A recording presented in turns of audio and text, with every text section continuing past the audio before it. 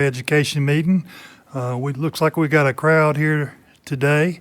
Welcome all our visitors. I would like to recognize the Clayton High School student body and all the parents from the Clayton School District. We appreciate you being here today. The board acknowledges that and appreciate you. You're welcome, always welcome to your Board of Education meeting. We've already been in closed session. We've already had our invocation to bless the meeting. Pledge of allegiance. We'll move on to the approval of minutes. The approval of June 11th, 2019 minutes. Board, you've had those minutes. Entertain a motion to approve those minutes. So moved. Motion by Todd Sutton, seconded by Dr. Smith. Any questions about those minutes? All those in favor? Aye. All those opposed? Motion carries 7-0. Discussion and adjustment to the agenda, starting with Mr. Sutton. Mr. Chairman, I would like to ask that we omit the following information items for this month. That'd be section B2, B4, C2, C3, D1, and E1. Thank you, Mr. Sutton. If everybody would acknowledge that. Anything from Ms. Grant? Nothing else, sir. Dr. Smith? None, sir. None. No. Thank you all. We'll let Mr. Sutton's adjustment be the motion. Second by Tracy Zukowski. Any questions about the adjustment to the agenda? All those in favor? Aye. Aye. Those opposed? Motion carries 7-0. This is the special time of our board meeting that we all enjoy, special recognitions. I would ask Mr. Dolores Gill to please come up, please.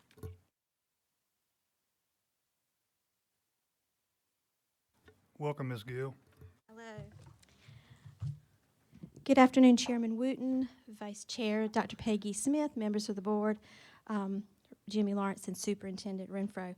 We have one special recognition during the month of August, and we're excited to have with us today a very distinguished honoree, Miss Patricia Sila.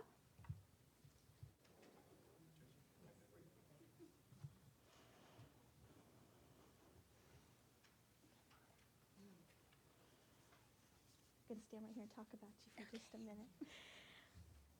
Miss Patricia Sila is a teacher at Wilson's Mills Elementary, and she has been teaching for 7 years. Miss Sila received the A. Craig Phillips Honored Education Scholarship provided to 3 kindergarten teachers in all of North Carolina. This honor will allow her to have all expenses paid for professional development at the North Carolina Center for the Advancement of Teaching. She will receive $250 for classroom supplies. Ms. Sila is always seeking grant opportunities and has taken advantage of this opportunity to do work with NCCAT. The A. Craig Phillips Honored Education Scholarship is a memorial scholarship. A. Craig Phillips served North Carolina as the state superintendent from 1968 to 1988. Johnston County Public Schools is proud of Ms. Sila and look forward to her continued contributions to the profession. And we would like to present Ms. Sila to you today as our Honored Educator Scholarship recipient. And at this time, we would love for you to get an opportunity to shake hands with the board, and we are just very proud of you. Thank you for what you do for Johnston County Public Schools.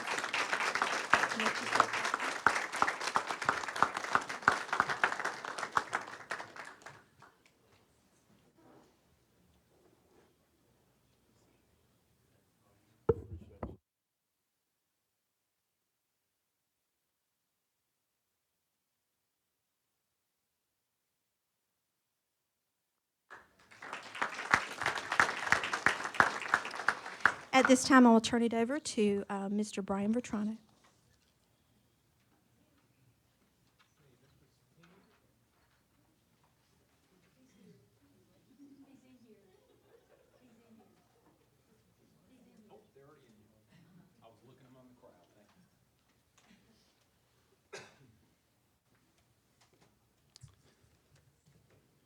Good afternoon again. Always my privilege to stand before you and recognize outstanding employees. We have 2 to recognize for this month. First, our classified employee of the month is Mr. Bill Satimi, who I was just looking for. Mr. Satimi, if you'll please join me. While he's walking up here, Mr. Satimi serves as the head custodian at West Johnston High School. He was nominated by his principal, Ms. Jennifer Swartz. Ms. Swartz had a lot to say about you, sir. I'm going to read a portion of that to the board. Mr. Bill Satimi is one of the strongest leaders in our school. Daily, he exhibits a positive attitude, a passion for his job, and a problem-solving mentality. He is always ready to assist our staff, students, and guests, and goes out of his way to understand the other person's needs. He always wears a smile when arriving early or staying late to complete a job. He is proactive when he senses potential pitfalls and maintains communication between his team and the larger school community to ensure the building is safe and orderly. Mr. Satimi frequently checks in on the members of our school community to know where he can help. He also makes guests feel at home and welcome when they're using the building and his services. And on a side note, he does an excellent job every year that we hold the annual teacher job fair at West Johnston High School. We appreciate his support. Mr. Satimi, congratulations on being our Classified Employee of the Month. And you can walk around.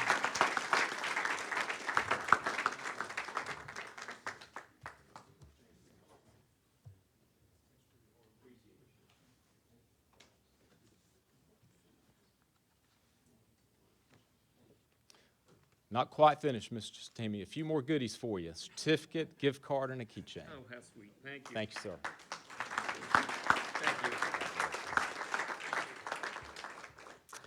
Our certified employee of the month is no stranger to this podium, Ms. Christy Stevenson. If Ms. Stevenson will please come join me. As many of you know, Ms. Stevenson serves as Executive Director of School Improvement and Accountability. She was nominated as Employee of the Month by several colleagues and supervisors. And you were very surprised when they came out yesterday, correct? They had quite a bit to say. I am limited to a few minutes, so I cannot read all the wonderful things that were shared about you, Ms. Stevenson, so I've tried to capture a few comments from each person's narrative. They shared, Ms. Stevenson's work ethic is unquestionable, and her character is beyond reproach. She always listens before judging and truly works with us in the district to improve schools and the learning for all of our children. She is a positive coach when needed, a cheerleader when needed, and above all, a leader who is trustworthy. She responds to schools with support when they reach out to her department with individual needs. She makes herself available to principals for meetings both day and night, with teachers, school improvement teams, and parents. Her presentation skills are outstanding because she is always honest and transparent. Mrs. Stevenson, I could go on, but I will stop there and say congratulations for being our Certified Employee of the Month, and we sincerely appreciate all that you do for our school system.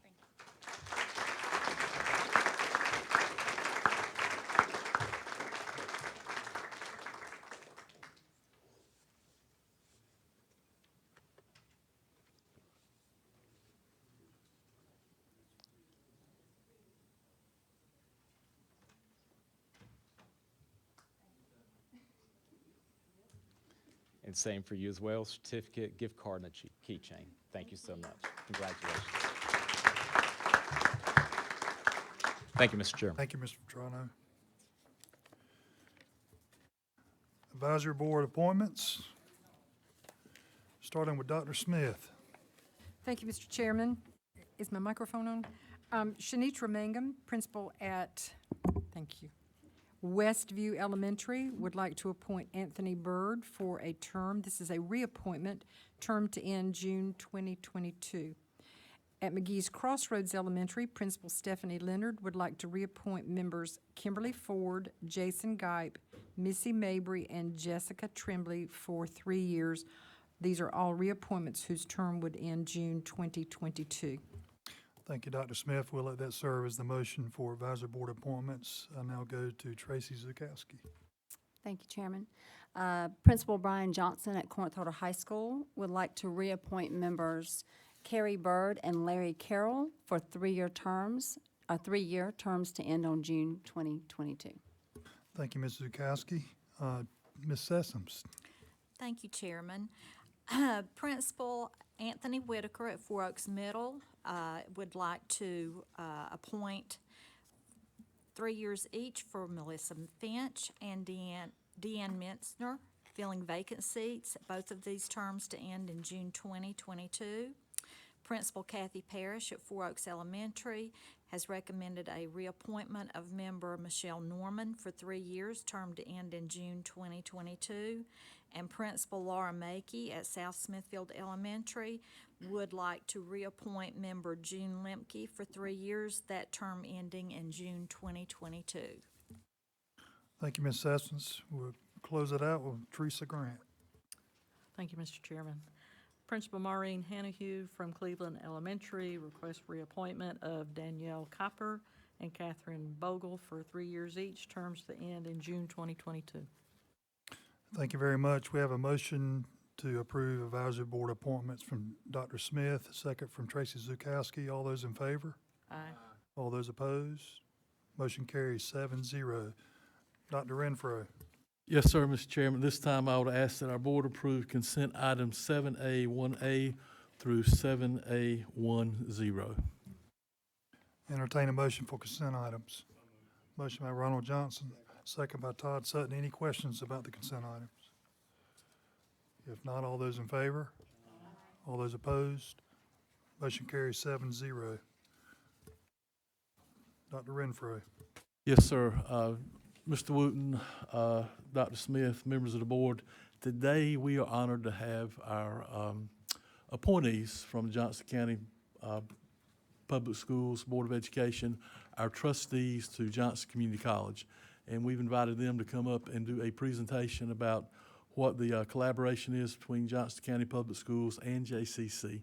And so I would invite those folks to the podium at this time.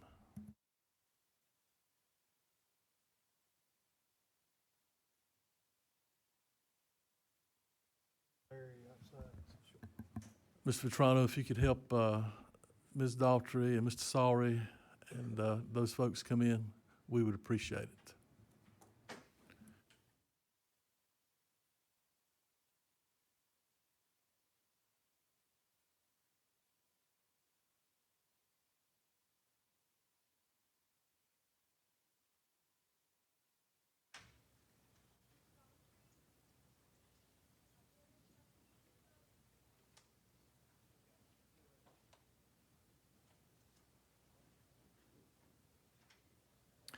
Would like to mention the Education Summit here today. Appreciate you coming today. You're welcome as well. JCC team, come on up to the podium. You guys are up. Mr. Sawry, Mr. Watson, Ms. Daughtry.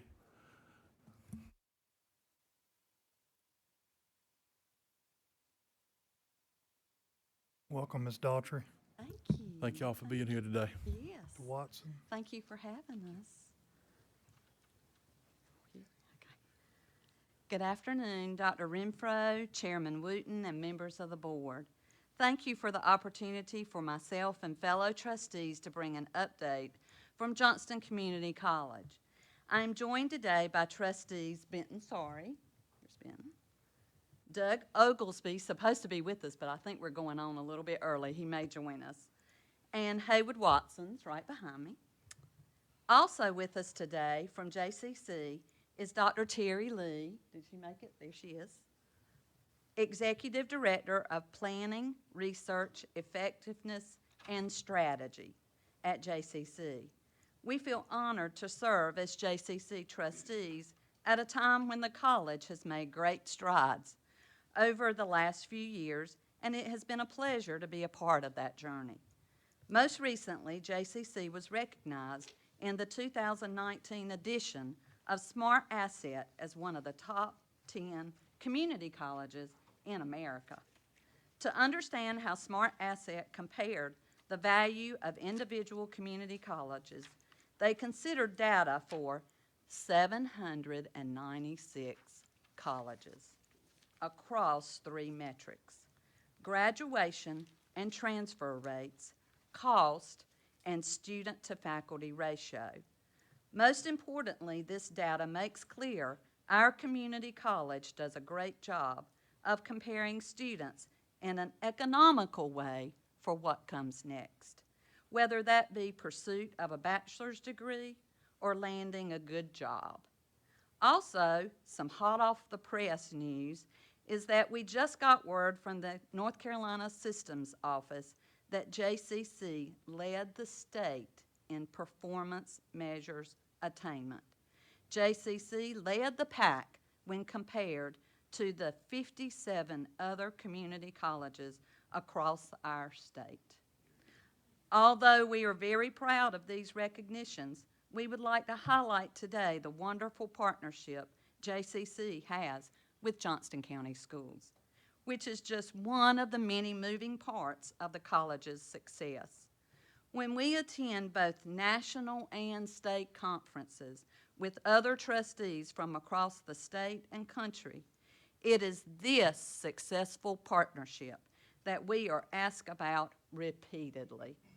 Career and College Promise course offerings, whether through early college, CCP, CTE courses offered on JCC's campus, or Students Home High School's campus, opens doors for students to either transfer to a four-year institution to further their education or award certificates that lead to jobs that make a difference in these students' lives and their families. We will be sharing with you today program and course data as well as opportunities for growth. Benton will open with an enrollment overview as well as some data on demographics. Thank you, Mary. Do we have our slideshow ready to go? The first thing I'm going to talk to you about, and thank you for having us today, Chairman Wooten and Dr. Renfro, members of the school board. We're going to take a 30,000-foot look at what actually constitutes the Career and College Promise, and just to see how many students that are enrolled in Johnston County Public Schools are actually taking advantage of this program, which I think is helpful to explain the breadth of what it means to everybody sitting in this room today. And you can flip to the next slide now. Whoever's controlling it. There we go. Thank you. You can see we tracked and brought some enrollment growth before the board today, beginning in the fall of 2014, and the number at the very end is the 2019 fall enrollment number. I have been asked to stress that this is very preliminary data. It is subject to change, as you know. The first 2 weeks of August are always tentative when it comes to enrollment and students and things of that nature. But you'll see that we started out with 614 students. We peaked in the fall of 2017 at 1,300 students. We had a little bit of drop-off last year. We asked the question when we were presented with this data as to why the drop-off might have occurred. We're looking into it, but I do want to note that there was a transition between our middle college program and the CTLA program during that time period. Because of that, you'll see some carryover students who are still might be, they're a handful that are enrolled in middle college, but it's fully transitioned over to CTLA at this point, and we're hoping to see that number continuing to grow. But bottom line, fall 2018, we had 1,143 students that were taking advantage of the CCP program, and this year we believe, again, it's an estimate that we have 1,215 students enrolled. Go to the next slide. This is another interesting piece of data. We actually broke this down by the home high school where each of these students comes from. You can see that we have Clayton, Cleveland, Corinth Holder, Johnston County Career and Tech, Early College, North Johnston, Princeton, Smithfield, Selma, South Johnston, West Johnston. This data is probably more interesting than anything else. You'll see, for example, that the orange number shows the actual number of students that are participating in the CCP program that are enrolled at that particular high school. The blue number bar out to the side shows the total enrollment in that particular school. And then we put a figure out. For example, because we asked the question, is 73 students participating in Princeton High School, an abnormally large number of students, and how does that stack up with somebody like Corinth Holder or Clayton or Cleveland with a larger enrollment? The number that jumps out to me is that the Cleveland High School has a very large participation rate. At 14% of the students are taking advantage of the CCP program. The fluctuating numbers are interesting, and it's a partnership with the individual schools, JCPS and JCC, as to how we go and we recruit and we advertise and we attract these students. You'll see fluctuations in data from year to year, and if you're interested in that, I'm sure Dr. Lee could prepare something that shows over time the various percentages of enrollment. One thing I do want to note is the Johnston County Career and Tech School, CTLA, shows you would think that that should be 100% of the enrollment. After all, they are on the CTLA program. Why do we not see 100% of the students that are enrolled in this particular program? It's because oftentimes these students, we're capturing data in the fall. These fall students aren't necessarily taking a CCP class, even though they are in the CTLA program. So typically by the spring semester of that year, they are matriculating into a CCP specific program. So you'll see that, like the Johnston County Early College, that there will be 100% enrollment at some point in the future. The next slide shows the demographics. It's just a breakdown of the demographics of the students that are there. Just a few pieces that jump off the chart at you immediately. We have a high Hispanic population that is participating in the CCP program. We have a low African American population that's participating in the program. We asked the question why as well, because we were curious as to what the answer was to that, and we don't know. We don't have a good answer for that. It's something we'd like to know, and something that we need to know. Do we need to address that differently, or perhaps are we doing just a fantastic job targeting the Hispanic population? And again, part of this is talking about our partnership with JCPS, because JCPS has such an important role in helping us attract these students and find these students. What can we do together to try and reach out to the people that need access to these programs? Flip to the next slide. This one was also interesting, and this one, at first, is somewhat shocking, just at the sheer number. But when you actually look at JCC's enrollment figures and enrollment figures in community colleges around the state, this actually lines up with what our student population looks like. But 63% of the CCP participants are female, 37% are males, and that's generally in line with what we see in our traditional student population at Johnston Community College. With that said, that's the big picture look at the CCP program. I'm going to turn things over to Haywood Watson now, who's going to get into a little bit of what actually constitutes CCP, some of the course offerings and career pathways, and talk about the nuts and bolts. Thank you. Dr. Renfro, Chairman Wooten, board members, thank you so very much for this opportunity to present to you this afternoon. I'm going to tell you a little bit about the Career and College Promise programs and courses at JCC. CCP educational programs at Johnston Community College provides 3 pathways to help students advance at the post-high school. These students are eligible for 3 different types of pathways. The first one is college transfer pathways, and these are students that are considered to be at their home high schools. And college transfer pathways provide tuition-free course credits towards the associate in arts, the associate in science, and or associate in engineering. Because we have a partnership with some of the colleges, the transfer of these students' courses work seamlessly. They are able to do so without any kind of problems in participating public and private colleges or universities. And as an addition to this information, we have the engineering program has a partnership with state. And what you have to do, and some students aren't taking advantage of this, if they go to JCC for 2 years and maintain a 3.0 grade point average, they automatically can get into state. And state is not easy to get into. So some students, some low income and middle income students aren't taking advantage of this opportunity, and we need your help to kind of let them know that this opportunity is there for them, and it would save their parents a load of money. The second pathway is career and technical education. These are college-level certificates and diplomas. These are also courses that are offered at their home school. And these CTE certificates and diplomas provide tuition-free. I like that, tuition-free. Course credits was a job-related credential, certificate, or diploma in a technical career. It would give them a foot up to whatever career that they want to pursue. And then we have the innovative high schools. These are two-year degree programs. If these students are in these programs like early college and CTLA, they are housed at JCC. And if they enroll in these programs, they get 2 years of credit to go to whatever college that they want to go to. So these are important opportunities for our students, and we hope that the students will take advantage of these opportunities.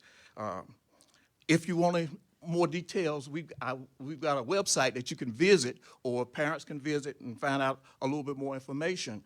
And this website is www.johnstoncommunitycollege, johnstonCC.edu/programs/career and college promise. And you can find out more information about, or students can find out more information about our CCP program. I also have a list of the 10 most popular JCC programs for CCP students, and this comes from information that we gathered from fall of 2018. Of course, Associate in Science, Associate in Arts, these are part of the transfer courses, Nurse's Aid, Business Administration, Medical Assisting, Welding Technology, Criminal Justice Technology, Forensic Science, Applied Engineering Technology, Medical Office Administration, and Community Spanish Interpreter. And on the right-hand side, you can see the number of students that have enrolled in those classes during the fall of 2018. We have also given you in a slide the 20 most popular JCC courses taken by CCP students in the fall of 2018. And you can see that if students take these courses, it would give them a foot up when they do get to their college of choice. They will be able to be ahead of the game, be ahead of some of the other students that are enrolled in these colleges and universities. So it's a great opportunity. We enjoy the partnership that we have with the Johnston County Public Schools, and we just hope that students will take advantage. You know, it would save, as I said earlier, it would save their parents a lot of money. And I know everybody likes to save money. Thank you so very much. Thank you, Mr. Watts.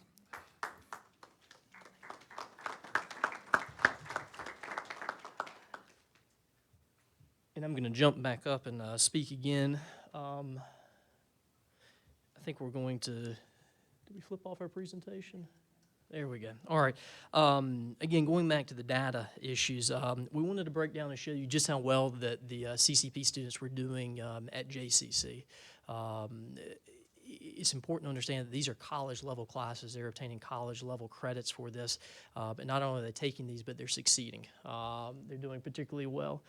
You can see the grade breakdown here. The vast majority of the students are obtaining A's, B's, or some type of passing grade otherwise. So not only are they enrolling and learning something, but they're able to carry a credit away and apply it towards a college degree or some type of license or a technical exam. You can see the breakdown further underneath just based on the early college and then the various programs under CTE. You know, just a remark, the early college is doing really, really well. And it's something that I think Ms. Daltrey highlighted earlier, but it's something that's discussed around the state. We have been shown as a model of success and a great partnership between the public school system and the community college. And Dr. Lee she's refusing to come speak, but she is, she tells us frequently that she is asked at every conference she goes to about how to duplicate a partnership with the public school system and the community college that's as successful as it is in Johnston County. It's not something that we can bottle up and sell, otherwise we might not have to ask for bond money, but otherwise we'd love to learn about it. We can go to the next slide as well. just broken down a little bit further on the grade distribution, you can see that based on the home high school, where the grades are coming out from CCP. Now, the ABC data is fine and it's helpful and it's useful, but what I'd like to point out, and this is something that perhaps we can talk to some, is the WD and WF data. That means withdrew, fail, something of that nature. We think that that is an opportunity for our staff to work with the homeschool staff, or not the homeschool, but the staff at the school from where the CCP students are coming from, in order to help them back away from classes that they either might not should be in, place them in different places. You'll see again that we rely a lot on what's going on at the individual high school in order to target this. So you'll see that some schools have a lot of WDs and WFs, and we think that's the result of a particularly active guidance counselor or somebody of that nature, as opposed to any other thing.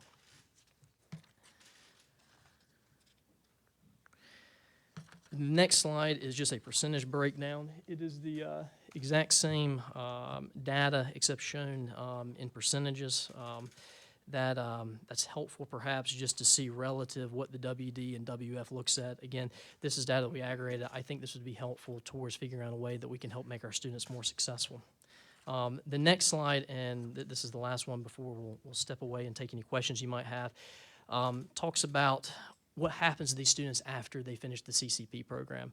Are they going on? Are they obtaining a job? Are they obtaining a licensure? Are they obtaining some type of internship? Are they going to college? The first question that I had is with the CTLA. That is a new program.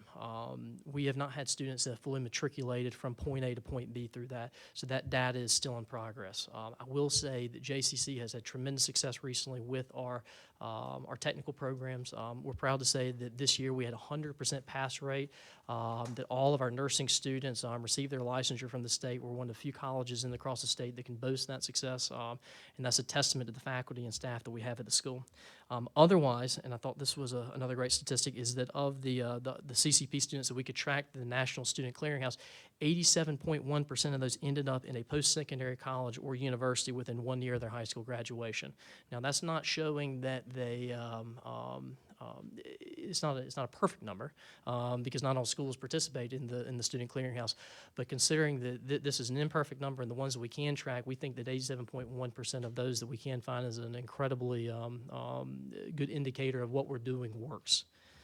Now, the interesting slide is on the back here, and this shows where they're going to. And the top line number is what we really like to see. The CCP students are ending up at JCC for further education. This is important. This is I think this is as designed that the students are coming to JCC, seeing that they can get an education that's relevant, that's good, that's affordable, that's something they're interested in continuing with, and they're going back to JCC. Internally, we have a metric Dr. Lee talks about where is it a quarter of the students, I believe? We'd love to see a quarter of Johnston County Public School System students end up back at JCC. This is our home audience. This is our backyard. We want those students to look first to go to JCC before they look going to Wake Tech or to Pitt or to New Hanover Community College or somewhere like that. And that takes me down to if you'll skip down to line number 1, 2, 3, 4 to Wake Tech Community College. Well, I don't want to highlight that. That is a number that we're working to address. We're trying to figure out why those 32 students went to Wake Tech and how we can bring them back into the fold at Johnston Community College. But otherwise, you can see these students are staying in North Carolina, which I think is particularly important. It makes them more likely to end up back here in Johnston County where they can be a part of the workforce, raise a family, and be a part of our community. I appreciate the time. I know you have a very busy agenda tonight, but if you have any questions, I'm going to let Ms. Daltrey come and close. Thank you, Benton. The good news just keeps flowing. Dr. Johnson emailed me today. He said, don't forget to say that we had 2 students that received the coveted Goodnight scholarships for transferring engineering to NC State University. The enrollment is up. They know that already slightly. It's not a big jump, but we do know our enrollment's up. And they are adding 12-week sections to accommodate the need for more courses. So that's a celebration. As you've heard today, Career and College Promise is a success through the joint efforts of both JCC and Johnston County Public Schools personnel. There is still some room for a few more students to take advantage of this wonderful program. We as trustees support the efforts that the personnel at both schools make in encouraging students to be responsible and successful so that they can become completers. That's my new JCC word. Aren't you proud? Completers, which leads to graduation. If you have not passed through the college campus lately, we encourage you to do so. Even if you don't get out of your car, just ride by. Although there is construction taking place, the campus presents itself as an inviting place to learn. Something new that we can't wait to share is JCC's new Student Success Center, which is scheduled to open this fall. We extend an invitation for all of you for a visit and a tour once this opens. Thank you for your time. Thank you, Ms. Daughtry. We appreciate the trustees coming in today and giving us that report. Y'all do so much for Johnston County Public Schools. And the good thing is, all of you served as educators or students from, all products of Johnston County Public Schools, and what you're doing for students and giving them the kickstart in their careers and their education, and the money that you save Johnston County families, and you can't invest it in anything better than education. And what y'all do for this Board of Education, we appreciate the partnership with JCC. I tell people all the time, it's the best thing since sliced bread. It really is. And It's a great opportunity. JCC is a great opportunity for Johnston County Public School students, or any student who wants to enter that institution. Any other comments from the board? I just want to address the demographic data on page 6. Is there a strategic plan to go into the schools and recruit from the schools to get students enrolled, or is it just kind of by word of mouth? No, they are addressing that all the time. Dr. Lee was talking about that with us when we met, that they are brainstorming ways to address that. By the way, Mr. Watson taught me, and I know that was a challenge, and he still has hair. Thank y'all for coming.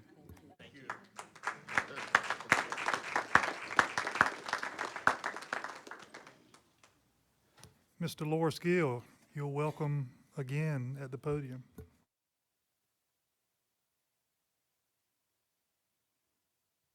Once again, good afternoon, Chairman Wooten, Vice Chair Drs. Peggy Smith, members of the board, Mr. Lawrence, and Superintendent Renfro. I have 5 items for approval today, and I will begin with Board Exhibit 7A3, which is Policy 4110 for attendance. Policy 4110 was last amended to delete the 91% seat time requirement for course credit and grades, and number of absences was also deleted at that time.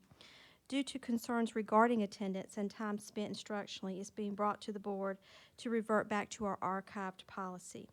This was approved in our May 30th meeting in order to get our opening documents ready, and we will need to ratify that vote today. Policy 4110, attendance policy decision action item. Entertain a motion to approve. So moved. Motion by Ronald Johnston, second by Dr. Smith. Any questions about the attendance policy? All those in favor? Aye. All those opposed? Motion carries 7-0. Thank you, Policy Committee, for getting that done. The second item I have is Board Exhibit 7A4, Policy 4220, Student Dress and Appearance. Policy 4220, Student Dress and Appearance, was last amended in 2011 in August. The policy's been amended to strike consequences after the first violation and insert the words, repeated violations may result in consequences including parent contact and other disciplinary actions as described in Policy 4200, which is our Code of Conduct.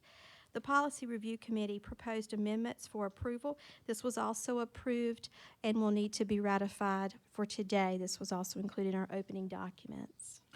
Policy 4220, student dress action item. All the, entertain a motion. Second. Motion by Todd Sutton, second by Teresa Grant. Any questions about the student dress? All those in favor? Aye. All those opposed? Motion carries 7-0. Ms. Gill. Third item is Board Exhibit 7A5, Policy 5110, Staff Dress and Appearance. This policy was last amended in August of 2002. The policy details the professional dress expectations of our staff working in Johnston County Public Schools. The policy adds information stating that staff dress on non-student days and special occasions are at the discretion of the principal. Further, facial jewelry is deleted as inappropriate from the policy. And finally, the policy prohibits footwear that limits an employee's ability to maintain a safe environment and prevent injury. It's the recommendation of policy review to amend this policy. It was also tentatively approved and bring it to you to ratify today for our opening documents. Policy 5110, staff dress, entertain a motion. Motion by Ronald Johnson, Second. second by Tracy Zukowski. Any questions? That's a mouthful. All those in favor? All those opposed? Motion carries 7-0. The next item I have is Board Exhibit 7A6, Policy 2035, Student Voter Registration. And this is a potential new policy to our board manual. Policy 2035 guides schools conducting voter registration events held in the schools. It details the process for conducting the events and includes a collaboration between the schools and the Board of Elections.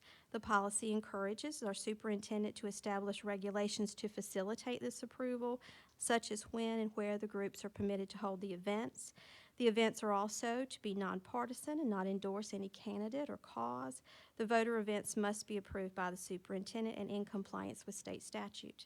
Policy 2035 is recommended today by the Policy Review Committee for approval. It was brought for information last month, and I bring it before you for approval today.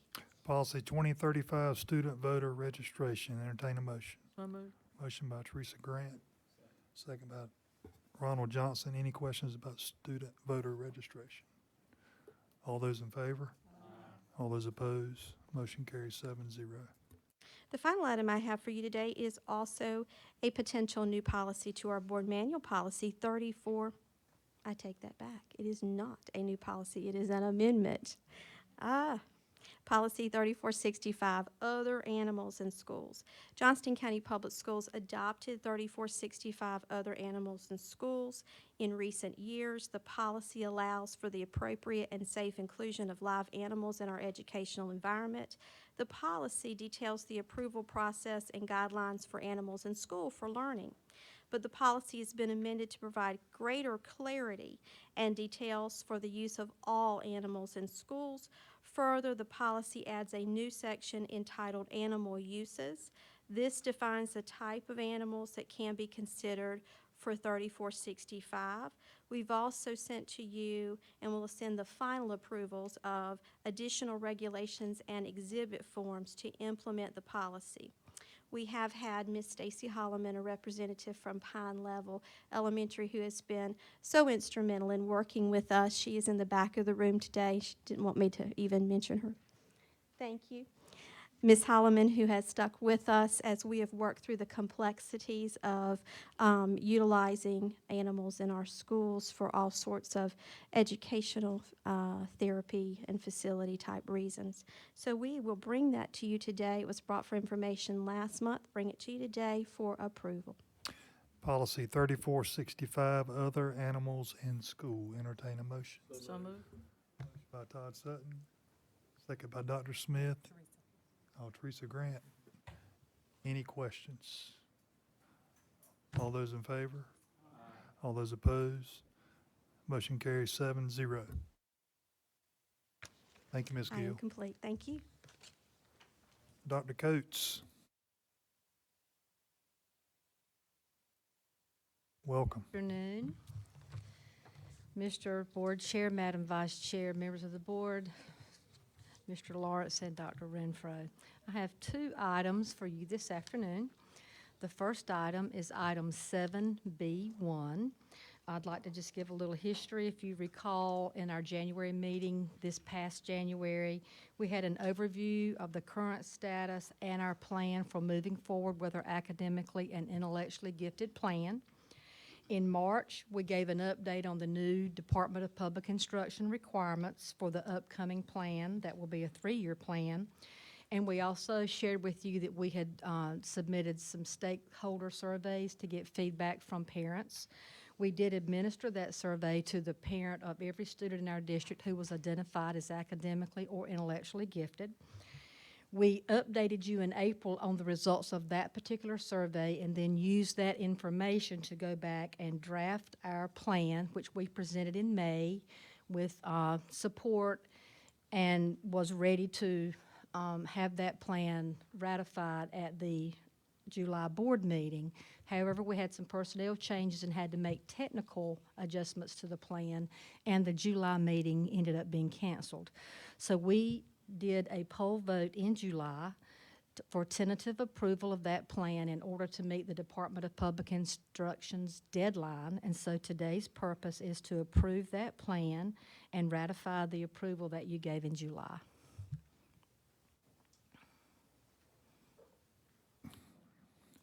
Ratify AIG plan poll is an action item. Entertain a motion.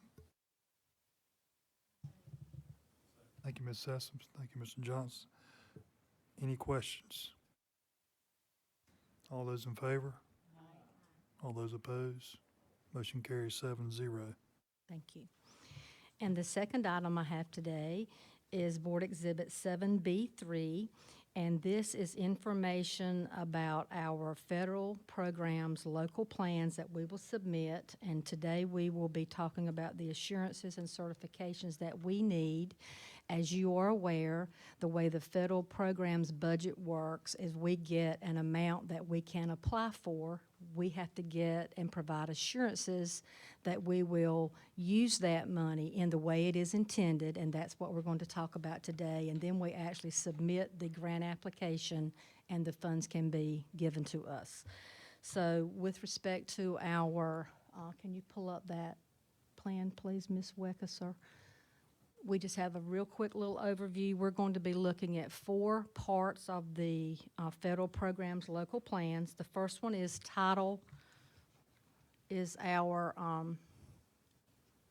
you'll have to click, my clicker's not clicking. Will you click for me, please? I'm sorry. The first one is Title I, Part A. This is a part of the plan for Title I schools, and it is targeted with improving the academic achievement of disadvantaged students in our district. And this is part of ESSA and the Every Student Succeeds Act. So our very first plan that we will be seeking for your approval on an assurance is the Title I, Part A. Title I, Part C is our migrant education plan and our migrant education program, and we'll just have to just forgive that it's, there it goes. So thank you. This is for children whose families do not live in our area and migrate here to receive education, and we have a migrant education program that is based on what we provide to those students. That is a special funding opportunity for us. The next part is Title II, Part A. This part of the federal plan allows us to prepare, train, and recruit highly qualified teachers and principals, as well as enhancing education through technology. We do a lot of professional growth and development for our teachers and principals through this part of the plan. The third part is English as a second language. We have specific services that we can provide to students who are learning English as their second language. And as you know, we have 62 languages spoken in Johnston County Public Schools. So this is a very important part of our plan. And Title IV, Part A is a part that was given to us when there was a big cut statewide in counselors and social emotional learning support, and that is the part of the plan that this addresses. It is student support and academic enrichment targeting those social emotional type needs in our district. So what we're asking for today is you to approve an assurance document that we promise to meet the requirements of these plans, and then we will actually submit the plans and can resubmit those to you at a later time once we get the grant approval. Federal programs grant approvals, it's an action item. Entertain a motion. So moved. Motion by Teresa Grant, second by Ronald Johnson. Any other questions for Dr. Coates? All those in favor? All those opposed? Motion carries 7-0. Thank you. Thank you, Dr. Coates. Ms. Gill.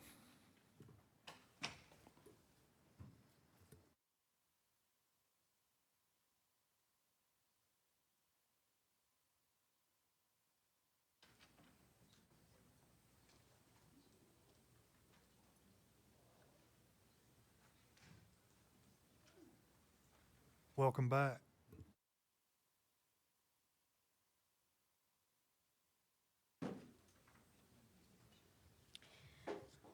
Again, good afternoon, everyone. I will say that you will see that that was my last time doing policy for a little bit. I forgot to say that.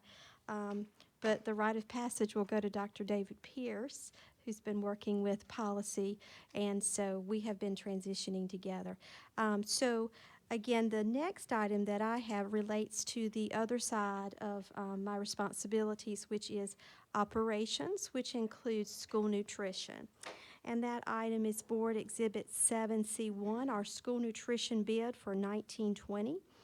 Johnston County's Public Schools Nutrition Services Department is a member of the North Carolina Procurement Alliance. This alliance completes the paperwork for all the federal regulations involved in bidding on behalf of the membership that we have. An advertisement was placed in the News and Observer by the NCPA, and food purchases are paid for by our school nutrition funds when you see that figure. There was no competition on this bid, as only one company submitted pricing for all the items chosen, and it is awarded to Cisco in Raleigh, and you will see the figure there, $5,585,935.73. And the bid period runs August 1, 2019 through July 31st, and we bring that to you for approval today. Approval for food service, entertain a motion. So moved. Motion by Dr. Smith, Second. second by Teresa Grant. Any questions? All those in favor? All those opposed? Motion carries 7-0. Thank you again. We will take a 5-minute break.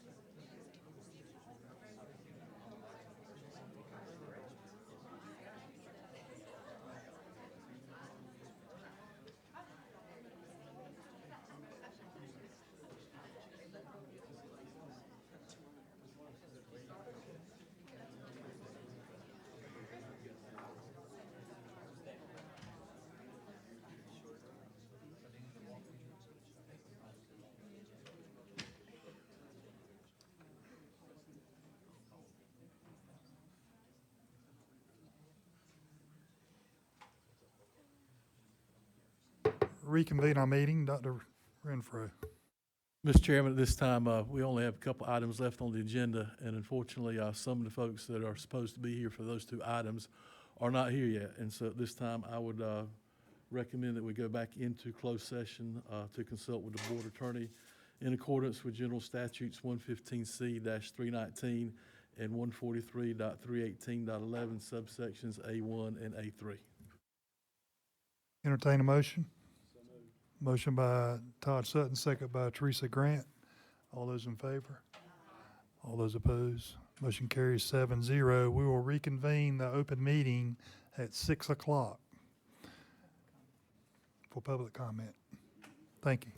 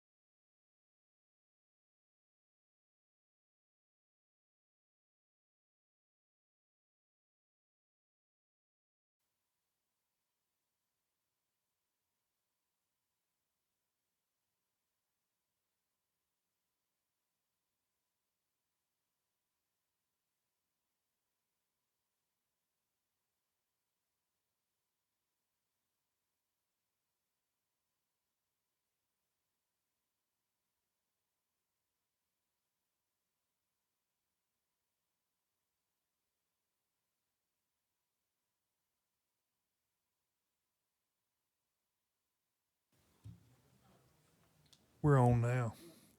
Welcome again. You're welcome to our Board of Education meeting. We'll reconvene our open session. I'll call to the podium the JoCo Angels.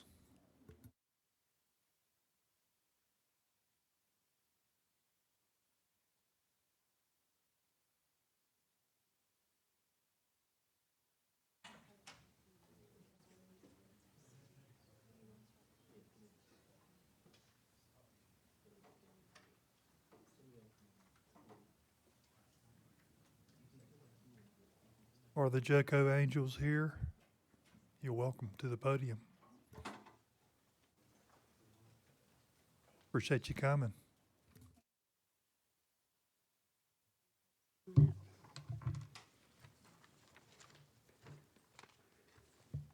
think we have some slides that they were going to put up for us. Thank you.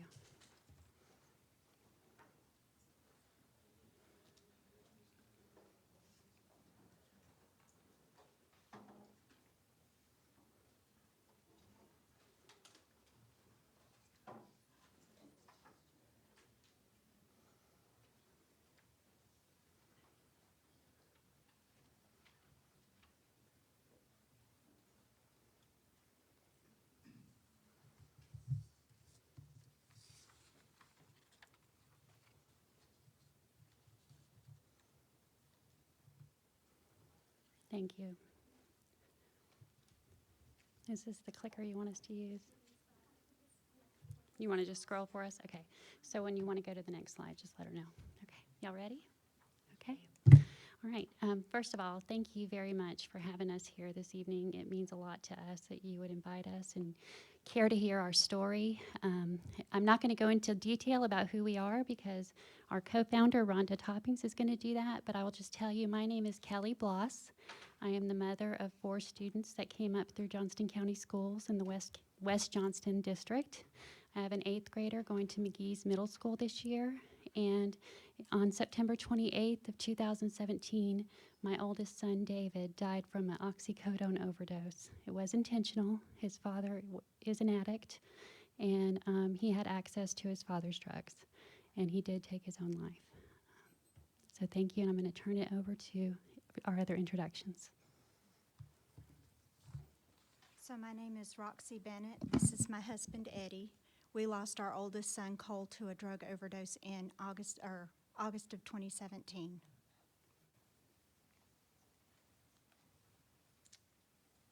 My name is Melody Hartman. I am a sister, mother, aunt, all to addiction of 38 years, and I just had a grandchild born to full-blown heroin addiction on July the 17th.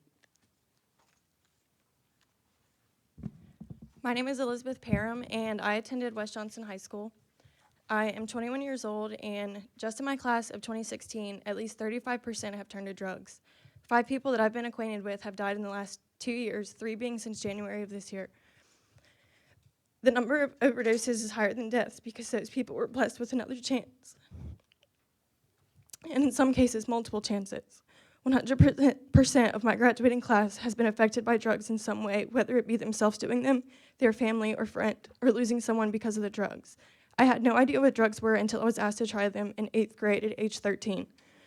No one talks about the dangers of drugs until it's too late. I've lost the most important person to ever come into my life because of drugs. I've also lost my aunt. 2 of my cousins aren't the same because of the mind-altering effects, and I've seen way too many people to count lose their entire future because of these drugs that enter their life at such a young age. Without educating these children about the dangers of drugs and their repercussions, the numbers I've mentioned will just rapidly increase. Parents and families need to be educated as well to know the effects and to be able to notice the changes in their children once they've started to educate them how to help prevent it to someone that they love. Not talking about it doesn't help. It only avoids the conversation of the inevitable. When you include families of the afflicted, drugs impact over 85 million people. It's not just the addicts and users, it's every single one of us. No one wishes to grow up to be an addict. Parents don't hope to raise one. No person is immune to addiction. 41 out of 100 North Carolina counties are classified as high risk, Johnston County being one of them. In July, there were 4 overdoses in Johnston County in one single day, and the conversation has to start somewhere. Hello, my name is Phyllis, and I have a son who is an addict. I am fortunate that my son is still with us. My son is also in the West Johnston School District. Right now, he is currently, like I said, he is in Asheville in a recovery center. He's been through 3, and we pray every day that he will be successful in that recovery process. My name is Rhonda Toppings. I had 2 children that attended West Johnston High School. My son, Jordan Chance Toppings, graduated from West Johnston in 2016. In August 2017, he made me aware of the fact that he was addicted to heroin. At that time, I knew nothing about heroin, although I had heard about the epidemic. I naively thought he could quit on his own if he had the will, and it was a choice that he could make. I had no idea it was such a monster and virtually impossible to quit on your own, and extremely difficult even with professional help. My ignorance about the situation didn't help matters. In March of 2018, he reached out to me for help. He had done some research and decided he wanted medically assisted outpatient treatment. I spent hours and hours on the phone trying to find the treatment he wanted locally that would take my insurance. I found a treatment center in North Raleigh and made him an appointment. At the very first appointment, the doctor asked, "How did we get here?" And my son said it all started when he sustained an injury and was prescribed pain pills, opioids. Since then, I've learned that research has proven people can become addicted to prescription pain pills in 8 days or less. After the prescriptions ran out, he turned to the streets and eventually started using heroin. Ultimately, he ended up using heroin intravenously, which would have been my worst nightmare. Since then, I've learned 85% of those that use illegal heroin started with prescription pain pills, opioids. He continued with his treatment and seemed to be doing well. He did backslide a couple of times, but I had every confidence that he would beat the addiction and pull through this thing and get his life back in order. January 6, 2019, after battling the addiction for 2 years, he took his own life at 20 years old. Although he took his own life with a gun, I know in my heart it was the effects that the drugs put him in that state of the mind, which is a form of psychosis, that caused him to make that fatal decision. Who are we? It initially began with 2 of us who were in the same grief support group a couple of months ago, due to the loss of our sons. We were invited to speak along with another mother who lost her son to the epidemic at a forum that was being organized May 18th in Benson on drug abuse and its effects on our communities and our lives. In addition to the 3 moms, 2 representatives from the Sheriff's Department and people who have recovered from drug addiction were also invited to speak. We had a great discussion, lots of information was exchanged, and lots of questions were asked. We realized there was room for improvement and a lot of gaps in making the information and resources readily available to those affected by this epidemic. So a handful of us got together and decided we needed to create awareness and bring the resources to the forefront and make them readily available to those struggling with opioid addiction. We've partnered with several other organizations in the last couple of months. And one of our goals is to speak at the Johnston County Middle and High Schools so that we can reach a larger percentage of the population. We want to be proactive for those not yet affected, to educate and create awareness for them. And we also want to provide resources and support for those already affected.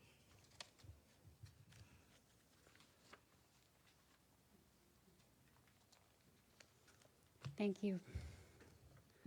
This next slide is actually really small and has a lot of data on it, so I'm going to go through it with you. Our EMT partners were going to come and do this slide for you tonight, but they got called away to an emergency, so you get me on this one. So in 50 years, prior to 2010, motor vehicle accidents were the leading cause of deaths. In 2010, overdoses became the leading cause of injury deaths and continues to climb. In 2017, over 6 North Carolinians died each day from an unintentional medication overdose. 5 of the 6 deaths involve opioids. From 2016 to 2017, North Carolina had a 29% increase in unintentional medication overdoses. In North Carolina, from 2013 to 2017, we have had an 151% increase in opioid deaths. In 2013, there was 721. In 2017, there was 1,884. The opioid potency compared to morphine is extremely high. For heroin, it's 2 times as strong. For fentanyl, it's 100 times as strong. And for carfentanil, it's 10,000 times as strong.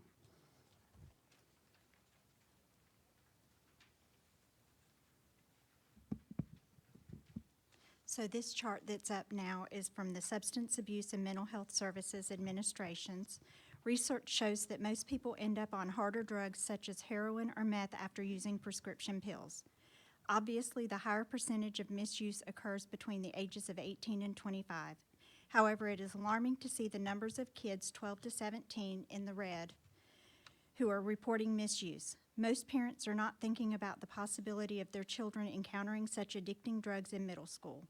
We are all aware of the possibility of nicotine products and marijuana, but awareness of the availability of prescription drugs at the middle school level and tips on how to protect our students is vital to become proactive in this crisis.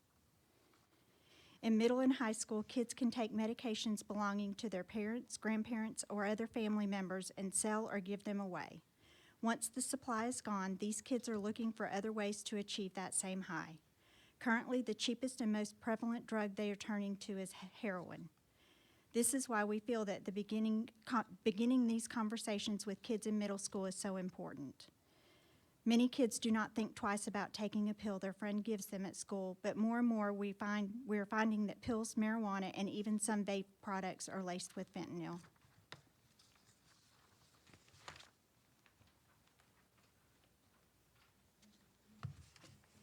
As parents, we want to help everyone we can, and for all these kids to be sitting behind me, I'm so glad they're here to hear this message that we have to present today. Like I said, as parents, we want to do everything to help. We don't want to bury another son, or we don't want to sit and get a phone call. You're either in jail or you're dead. So we worked very hard, and we came up with a mission, and we hope this summarizes exactly what we want to do. I'm going to put one here, and I'll read another one, and I'll read this one to you. The mission of the JOCO Angels is to promote opioid awareness and support in Johnston County, reducing the use and responding to those affected. Like I said, there was a lot of things we wanted to do, but this summarized it, and we worked really hard to try to nail exactly what we want to do.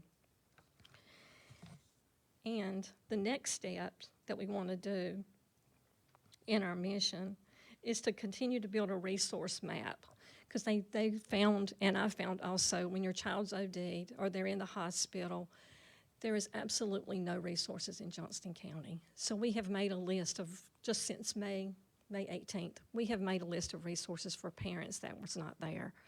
And it's so disheartening. You know, your son or your daughter has OD'd and you have nowhere to turn. You don't know where to go. So that's our mission, is to continue building a resource map and select services, support that demonstrates the best practice and opportunities for us to serve in a way that aligns with our mission. We have started work, and Kelly has had conversations with Amanda Allen and the Johnston County School Board to develop a school board policy to implement an evidence-based prevention program, which we feel is desperately needed in our schools. Items to look for in the school board program. We're looking for the risk factors, the warning signs, the prevalence of drug abuse, especially opioids and now fentanyl in Johnston County, and appropriate ways to respond, not only as parents to respond, but for teachers to respond, because it's just a matter of time, and it probably has already happened, that OD is going to happen in school. It's going to, and somebody needs to know what to do. They need to be equipped with the Narcan. They just need to be equipped with things that need to be done. And also, we would like to present in the schools a research-based program that has shown results, and I think we have that, and our next presenter will tell you what we have come up with and who we are working with to try to get a program in the schools if approved. Thank you. So we were really grateful that Dr. Matt Hoskins from NCDPI came to work with us on building our mission and vision statement and funneling down those goals. And another one of a few of the resource partners that we've partnered with is Alliance and the Poe Center. And so we were able to sit down with the Poe Center and look at their resources and find out the information that they have. We were extremely excited to find out that the Poe Center has a grant from Alliance and that they can provide their programs in Johnston County schools for no cost. And they will do that. They will work with our school counselors and their principals to select a program that works best for each school. So that was really exciting to us. And on the advice of Amanda Allen, we decided to, stay at the Poe Center, thank you. On the advice of Amanda Allen, instead of coming and asking for us to begin with a school board policy, we have taken a small chunk and have decided to do a pilot with just our small area of most effective schools, which is West Johnston High School, McGee's Middle School, McGee's Elementary, and Dixon Road Elementary. And we have asked them to participate in a pilot with the Poe Center and include evidence-based practices for measurable outcomes, asking the parents, the counselors, the students, how the program affected them and how that came out with them. So we have already reached out to those 4 schools. Dixon Road has come back. They are planning to implement 4 of the programs in the next school year, so we're really excited about that. They will be coming to one of our leadership team meetings to talk to us about which programs they're going to implement and how they're going to do that. And the Poe Center has agreed to create that measurable outcome tool that they plan to distribute to the schools. And once we go through a pilot program with hopefully all 4 schools, then we can come back and say, this is what we found, and this is how the schools responded, this is how the students responded. And we really look forward to doing that and taking those smaller bites and smaller chunks. As Rhonda said, we've only started this since May, and we are so grateful for the support and the people that have come on board from all over the county, all different kinds of agencies that want to see this move forward in our county. And as Phyllis stated, we have started building a resource map. There is a link to it if you want to go to the PDF. I don't know if you can click on the link, but it is also on our Facebook page. We've included resources from all over the state for parents that they're looking for inpatient treatment, outpatient treatment, counseling services. And we've also found from working with other agencies that it's really important for us to provide supports such as food and housing and things like that, because people who are addicted to opiates oftentimes do not have those needs met as well. So we are building that resource map, and we have folks looking at that and adding to it each and every day. So you're welcome to have a look at that. And I think our very last speaker, our father, Eddie, who's going to come up and talk to us for just a minute. I'll only take about a moment of your time. Again, we appreciate y'all letting us come here today. I did just want to take one moment to respectfully appeal to reason to all of the community and specifically community leaders. If you would go to that slide 2, please.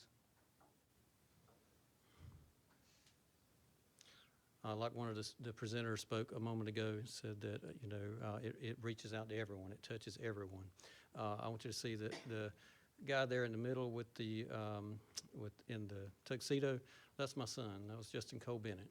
He died 2 years ago, this past Friday. Okay. I want you to know that it reaches out to everyone. This young man was a most outstanding performer in West Johnston High School band, as Miss Paula Coates can. Actually, I have the award at home, so I could show you.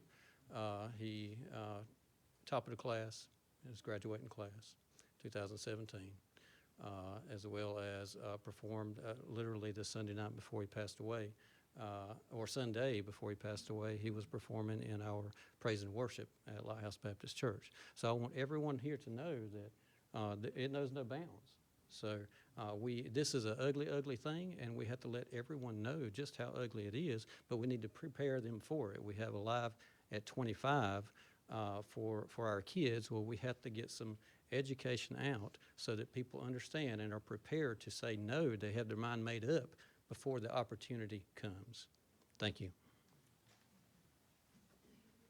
I really appreciate y'all coming in and sharing your story today. Not only are we grateful for the partnership that you're willing to do with Johnston County Schools, our prayers go out to you for having the courage to come in and tell your story, because the typical thing to do when you have a loved one that's no longer here is shut down, but you're willing to pour out your heart to students and adults alike for this epidemic, because young people in here, you're not immune to this epidemic, nor am I. So don't put your guard down. If you got friends that you know, you need to get them help. And but this is an education process, and it's amazing how God uses his angels, JoCo angels, to come in when we got one of the biggest crowds in a board meeting that we've ever had.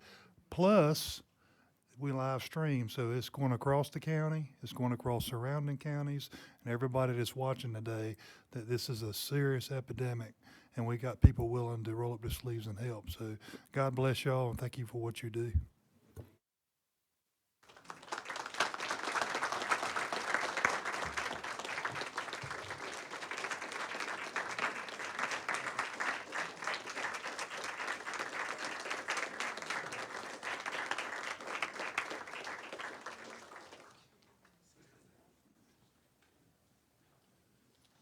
Miss Mary Ferguson, welcome.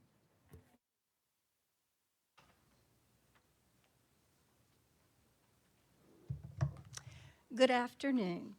Thank you, Chairman Wooten, school board members, and Dr. Renfro for giving me the opportunity to speak to the board for the third time. My name is Mary Nell Ferguson, and Smithfield is my hometown. I've been an educator for 44 years and principal at Cleveland Elementary School for 13 years before retiring. In the past, I've spoken on how we can have diversity in our schools by offering schools of choice and how diversity improves school achievement. Since diversity has not been the path the system has chosen, I'm asking you to reevaluate your decision. Today, the title of my speech is Busing and Diversity, Right or Wrong? Do you think busing is right, or do you think busing is wrong? I'm certain busing can be both right and wrong. Busing is right because it's a way to get students safely to school. I will share with you how I think busing is wrong. But before that, I have more questions. Do you think diversity is right or wrong? Obviously, Wake County School Board thinks it's right. Please refer to articles published by the News and Observer on June 4th and June 5th titled, Wake School Board Makes a Bold Move on Diversity, and Wake School Board Sets Diversity Goals. So now, do you think it's okay to have some of our schools with extremely high poverty and others to be extremely affluent? It appears that Johnston County Public Schools believe it's okay to have schools in Smithfield and Selma racially and economically segregated and do nothing about it except continue to allow transfers that create more separation. Now I ask you, are these transfers right or wrong? I would have said very wrong 25 years ago when they started. However, since nothing has been done to fix the reasons parents want to transfer their students, the denial of transfers today would not be good for our Smithfield-Selma citizens. So stopping these transfers is not the answer.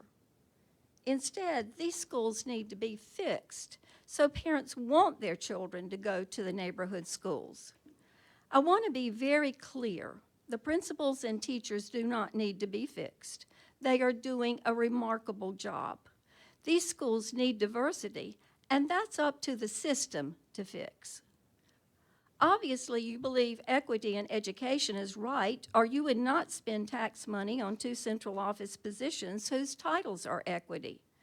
Data that I provided you with this past February shows that our Black elementary students in Smithfield-Selma areas are not given the same opportunity as black students in the Cleveland-Clayton schools. Transfers through the years have created this racial and economic divide, and it is past time for change. Do you support moving attendance lines because of growth? Of course you do, and I have firsthand knowledge of that. The attendance area for Cleveland Elementary changed every time a new school opened, starting with McGee's, then Polenta, then Westview, and Dixon Road. Neighborhoods that used to attend Cleveland Elementary were bused to attend other schools. Growth creates change. Obviously, you need to look at every way to improve our reading test scores countywide. The preliminary scores have dropped again, and we were close to the bottom of the state last year. Why is our school system moving backward when our county is moving forward? Our children must be good readers and communicators. Our system needs to strongly lead in a plan to move our children forward. Even though I no longer see the JOCO 2020 plan on the website, for the past 3 years, a key part of this plan was innovation. Making schools more diverse certainly would be an innovation. Why did you ignore that direction when the plan was formed? Now I'll get back to the busing question by telling you a teacher story that happened in Wake County. I was a third grade teacher at Lynn Road Elementary, which was in a white neighborhood in the 1970s and 80s. Busing was the way to have school diversity. So students from Apollo Heights, a poverty area in downtown Raleigh, were bused to our school. Oh, we had diversity, and that was good for both the neighborhood children and the Apollo Heights children. But busing across the county was bad for the Apollo Heights children. They had a long and hungry bus ride before arriving at Lynn Road Cafeteria for breakfast each morning. I'm going to introduce you to one of my students, whom I will call Joan. She lived in Apollo Heights with her grandmother, who had no transportation to our school. Communication to her home was difficult. We had show and tell every Friday.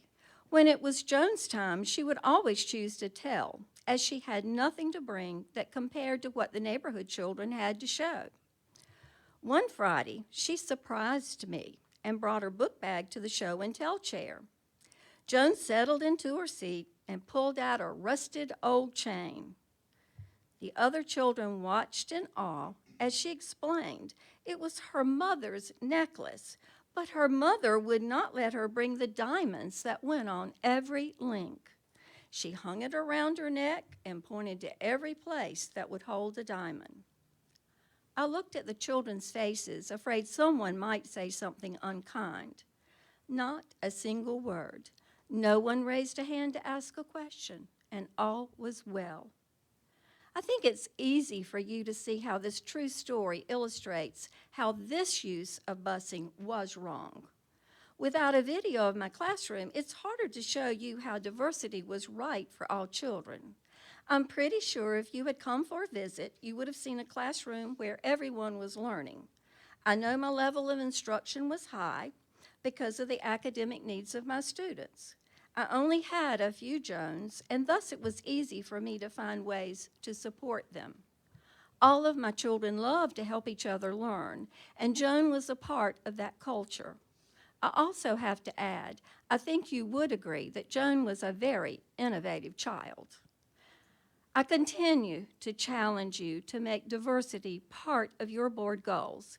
In January of this year, Attorney Mark Dornson spoke at a board meeting and gave you a detailed plan on how to implement diversity. This plan, which was done without cost to the school system, is there for you. Please use it. In our school, there are children who are not receiving an equal education, and that is wrong. Bring back neighborhood schools in Smithfield and Selma that parents want their children to attend. That would be right. You who are sitting here today are the only ones who can make this happen. Thank you for listening and extending my time. Thank you, Ms. Ferguson. I always value what you have to share. I appreciate the challenge that you have offered us, and the board will take that under advisement. Thanks for coming today. Dr. Renfro.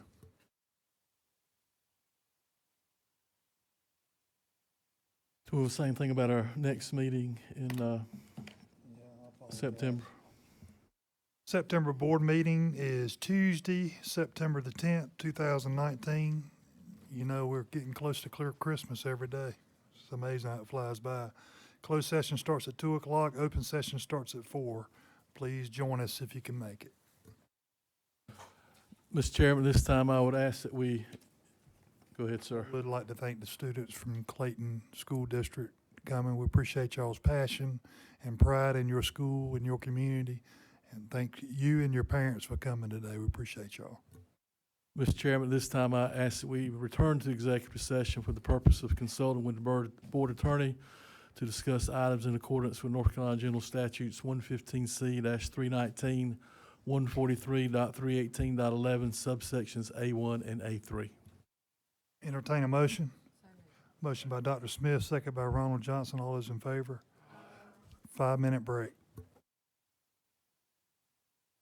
Carries 7-0.